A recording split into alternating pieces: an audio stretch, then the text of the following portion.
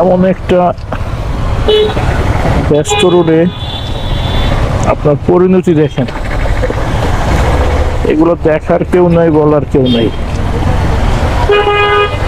এটা হচ্ছে আপনার গুলশান লিং রোড থেকে হাতিরঝিলে যে রোডটা গেছে, ভাঙা দেখে সবাই একটু বামে চাইপে আসতেছে। সেটা হচ্ছে কি, এই রোডটা আপনারা খেয়াল করলে দেখবেন, এমনিতে এই রোডটা ধরেন বাম সাইডে স্ল্যাবগুলো উঁচু উঁচু, ডান সাইডে ঢালু। এখন হচ্ছে যে বাম সাইডে উঁচু, ডান সাইডে ভাঙা, মাঝখান দিয়ে সবাই যাইতেছে। এই দেখেন সিএনজি থেকে রিক্সা কিভাবে মোচন নিতেছে, এত বড় ভাঙা, কোনো সমাধান নাই। এমন ব্যস্ত সড়কে যদি এইভাবে ভাঙা থাকে, জ্যামজটের সৃষ্টি তো এইখান থেকে শুরু হয়। আমাদের সব কিছুই আছে।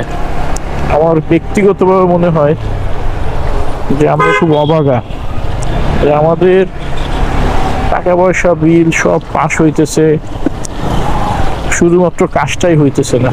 কারণ আমাদের সৎ বা যেটা দেখবে, জবাবদিহি নিবে এমন কোনো অফিসার মনে হয় না আছে। থাকলে অবশ্যই রাস্তাঘাটের অবস্থা এমন থাকতো না বছরকে বছর, দিনকে দিন। আমার এরিয়া হচ্ছে খিলগাঁও। খিলগাঁও এমন একটা রোড নাই যে এই রোডটা ভালো আছে। খিলগাঁও, মুগদা, বাসাবো, আপনার মান্ডা, সিবাইবার, সব রোড কাইটা ভাঙ্গা চুইরা একদম একাকার করে রাখছে, বছর হয়ে যেতেছে, কোনো সমাধান নেই।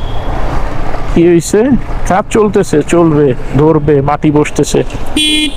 বিশ্বের কোথাও এইভাবে হয় না। আমাদের দেশে যে প্রসেসিং, ওই যেটা বললাম যে আমাদের কপাল খারাপ যে আমাদের সৎ লোক নাই, এছাড়া আমাদের সব কিছুই আছে।